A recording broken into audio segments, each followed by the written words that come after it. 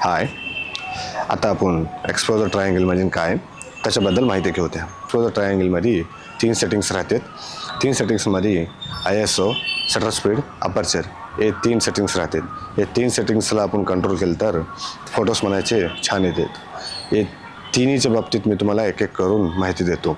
First काय म्हणजे ISO म्हणजे काय म्हणजे फोटोवर पडायचं लाईटचं सेन्सिटिव्हिटीला डिसाईड करतो की किती पडावं, किती कमी पडावं, किती पडावं, कसं पडावं म्हणायचं हे फक्त ISOमध्ये राहते. आपल्या फोटोवर पडायच्या लाईटच्या सेन्सिटिव्हिटीला ISO कंट्रोल करते. त्याच्यानंतर शटर म्हणजे काय, या शटरचं काय काम असतो. शटरचं काय काम असतं म्हणजे आपण फोटो काढता वेळेस लाईट जाऊन सेन्सरवर किती समय पडायचं या पडायचं समयला कंट्रोल करून करतो म्हणजे हे शटर करतो. हे शटरचं काय काम असतं म्हणजे किती सेकंड्स लाईट म्हणायचं सेन्सरवर पडावं म्हणायचं डिसिशन हे शटर करते कंट्रोल.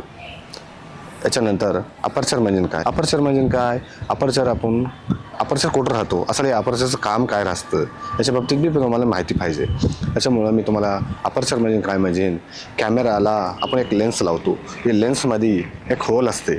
हे होलला किती परिमाणाचं म्हणजे किती मोठं राहावं, किती छोटं राहावं याचं परिमाण याचं डिसाईड अपर्चर करते. आपण कंट्रोल कॅमेरामधून करत्या तर एक लेन्स मारायचं, लेन्समध्ये राहायचं होलचं परिमाण अपर्चरच्या हातात असतो. अपर्चरच हे लेन्स होलचं परिमाण अपर्चर कंट्रोल करतो.